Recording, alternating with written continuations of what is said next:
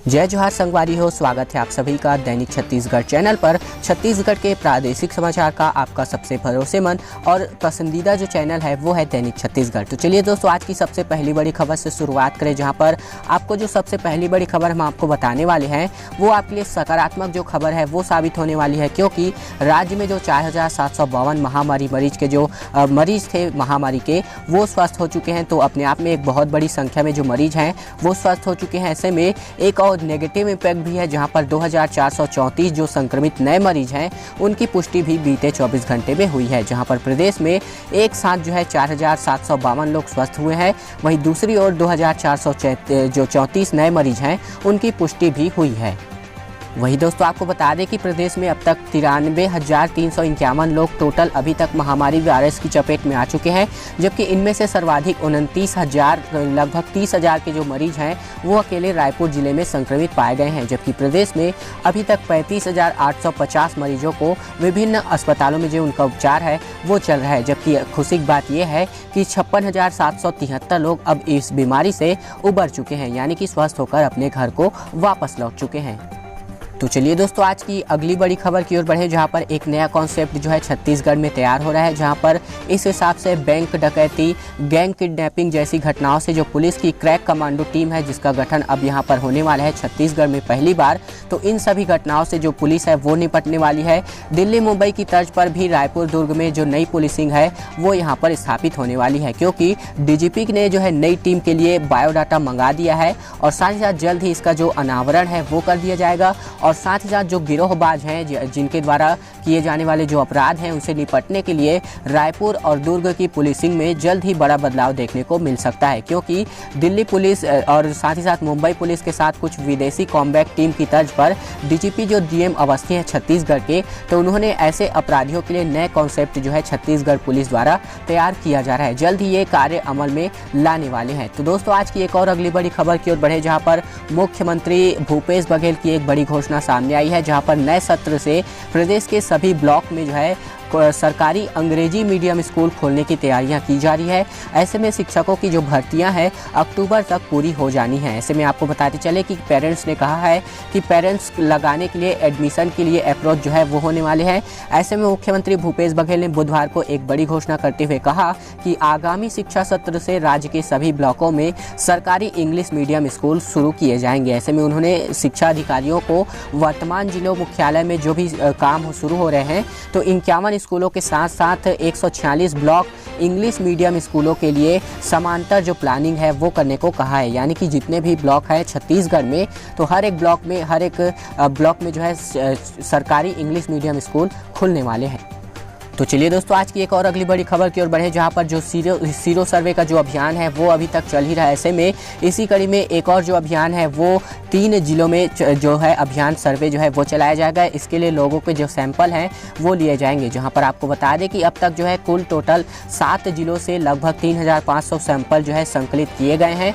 Sero survey के बारे में हम आपको बताते चले अगर शॉर्ट फॉर्म में, तो ये एक ऐसा सर्वे होगा जिसके माध्यम से जो भी व्यक्ति हैं उनके शरीर के जो टेस्ट है वो किया जाएगा, जिसके माध्यम से ये पता लगाया जाएगा कि इस महामारी के रोकने के लिए उनके शरीर में जो रोग प्रतिरोधक क्षमता है वो आखिरकार कितनी बढ़ी हुई है। तो छत्तीसगढ़ के वासियों के लिए थोड़ी एक प्लस पॉइंट वाली बात यह है कि हमारे यहाँ हमारे खून में थोड़ा सा रोग प्रतिरोधक क्षमता अधिक पाया गया है जो दूसरे राज्यों के मुकाबले।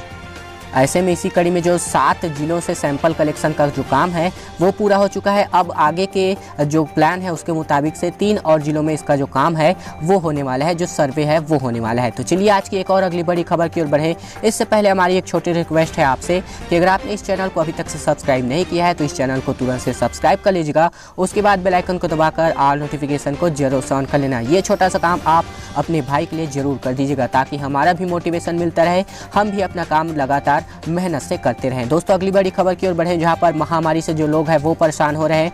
इसके लिए जो है जो गृह मंत्री है हमारे छत्तीसगढ़ के, तो उन्होंने ई चालान को भेजना बंद कर दिया है कुछ दिनों के लिए। ऐसे में आपको बता दें कि पूर्व गृह मंत्री बृजमोहन की जो नसीहत है वो सामने आई है। ऐसे में उन्होंने कहा है कि इस आपदा को अवसर ना बनाए पुलिस, उनका कहना है। साथ ही साथ सितंबर में 2000 लोगों के घर जो है ई चालान भेजा गया था, यानी कि अभी तक जो है भेजा भी जा रहा है, लेकिन इसको जो है इस महामारी काल में बंद कर दिया है। हालांकि आपको बताते चले कि महामारी काल में फरवरी मार्च के ट्रैफिक उल्लंघन को लेकर लोगों के घरों में सितंबर में जो 2000 से लेकर 10,000 रुपए तक के जुर्माने वाले ई चालान को लेकर सरकार जो है सख्त हो चुकी है। तो इस पर जो है अभी थोड़ी बहुत राहत मिलने वाली है, क्योंकि अभी इस महामारी काल में जो छूट है वो दे दी गई है। वहाँ पर अगली बड़ी खबर की ओर बढ़े दोस्तों, आपको बता दें कि जो है यानी कि जो मौसम विभाग का अपडेट है वो हम आपके लिए लेकर हाजिर हो चुके हैं। ऐसे में जो प्रदेश के कई जगहों पर जो है बारिश के आसार यहाँ पर दिखाई दे रहे हैं। ऐसे में गरज चमक के साथ आकाशीय बिजली गिरने की भी संभावना यहाँ पर जताई गई है। एक निम्न दाब का जो क्षेत्र है वो पूर्वी उत्तर प्रदेश और उसके आसपास स्थित है। इसके कारण से जो इसका असर है वो छत्तीसगढ़ के कई जिलों में देखने को मिलने वाला है। दोस्तों अगर आज के डेट के हिसाब से बात करें तो अनेक स्थानों पर हल्की से लेकर मध्यम वर्षा अथवा गरज चमक के साथ जो है छींटे पड़ने की संभावना जताई गई है। वहीं दूसरी ओर प्रदेश के 1-2 स्थानों पर गरज चमक के साथ आकाशीय बिजली गिरने की भी भारी वर्षा होने के साथ ही साथ आकाशीय बिजली गिरने की चेतावनी भी जारी कर दी गई है और अधिकतम तापमान में जो वृद्धि है वो संभावित बताई जा रही है। इसी प्रकार से भारी वर्षा का जो क्षेत्र है मुख्यतः बलरामपुर और जसपुर जिले के साथ उससे लगे हुए जिले में जो भारी वर्षा का अनुमान है वैज्ञानिकों द्वारा जताया गया है।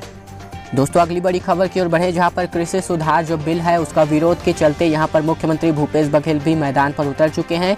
उन्होंने कहा कि यह बेहद ही काला कानून है। ऐसे में नोटबंदी ने जो है बैंक बंद कराए हैं, जीएसटी ने कई उद्योग बंद कराए हैं, तो अब इनसे कितना प्रभाव पड़ेगा अंदाजा लगाना मुश्किल है। ऐसा जो कमेंट है यानी कि कहना है वो निकल कर सामने आया है मुख्यमंत्री भूपेश बघेल का, जहाँ पर बिल के विरोध में प्रेस कॉन्फ्रेंस में नागपुर रवाना होने से पहले मुख्यमंत्री ने रायपुर एयरपोर्ट पर जो प्रेस कर्मियों से है उनसे बात की है और कहा है कि किसान अपने खेत में मजदूर होंगे, महंगाई बढ़ेगी और राज्य सरकार को भी करोड़ों का नुकसान होने वाला है। ऐसा कहना है मुख्यमंत्री भूपेश बघेल का।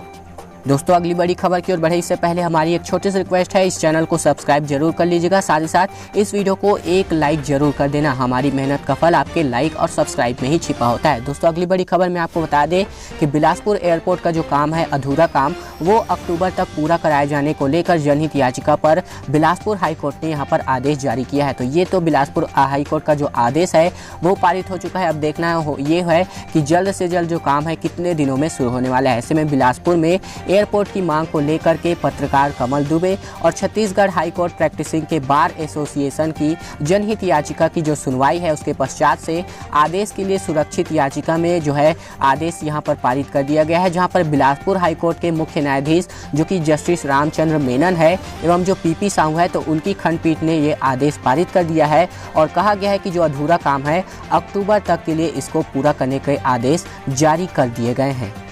तो चलिए दोस्तों आज की एक और अगली बड़ी खबर की ओर बढ़े, जहां पर आपको बता दें कि विधानसभा उपचुनाव मरवाही विधानसभा उपचुनाव से पहले जेसीसीजे को एक और जो बड़ा झटका है वो देखने को मिला है। इससे पहले हमने आपको कई ऐसे झटके के बारे में हमने आपको बताया हुआ है, जहां पर जेसीसीजे के कई बड़े नेताओं ने जो है कांग्रेस या फिर बीजेपी का हाथ है वो थामा हुआ है। ऐसे में एक और जो बड़ा झटका है जेसीसीजे को एक बार फिर से लगता हुआ दिखाई दे रहा है, क्योंकि जोगी परिवार के जो करीबी माने जाते हैं अजीत सिंह पेंद्रो और उनके जो पुत्र हैं तो उन्होंने जो है कांग्रेस का जो हाथ है वो थाम लिया है।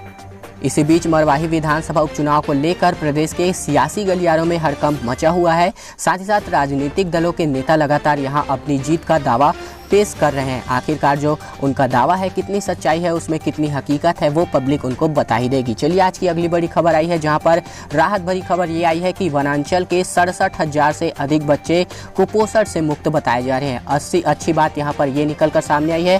साथ ही साथ साल भर में 14% की जो कमी है वो बताई जा रही है। ऐसे में आपको बता दें कि जो भी बच्चे कुपोषित से वनांचल क्षेत्र के 67,000, तो राहत की बात यह है कि ये बच्चे जो है वो सुपोषित हो चुके हैं। साथ ही साथ आपको बता दें कि ये जो बच्चे हैं प्रदेश के नक्सल प्रभावित बस्तर सहित वनांचल के कुछ ग्राम पंचायतों में पायलट प्रोजेक्ट के रूप में सुपोषण अभियान की शुरुआत की गई थी, जिसका जो सुअसर है वो यहाँ पर देखने को मिल सकता है इन बच्चों के माध्यम से। दोस्तों आज की अंतिम बड़ी खबर की ओर बढ़े, जहाँ पर छत्तीसगढ़ के महामारी काल चल रहा है। ऐसे में जो 13,000 स्वास्थ्य कर्मचारी हैं हड़ताल पर अब भी डटे हुए हैं। उनकी मांग सिर्फ यहाँ पर बनी हुई है कि उनका जो नियमितीकरण है वो किया जाए। ऐसे में महामारी संकट के समय में छत्तीसगढ़ छत्तीसगढ़ के जो भी स्वास्थ्य कर्मचारी हैं, इनमें जो है स्वास्थ्य सुविधाओं को लेकर काफ़ी सारी ढेर सारी जो दिक्कतें हैं उनका सामना करना पड़ रहा है। एक और जो महामारी काल चल रहा है उसकी ओर से, लेकिन सरकार को भी ये सोचना चाहिए कि आखिरकार उनके जो चुनावी मैनिफेस्टो में वादे किए गए थे उनका क्या हुआ। दोस्तों, आज की खबरों का सिलसिला यहीं तक का था। चैनल को जरूर से सब्सक्राइब कर लेना।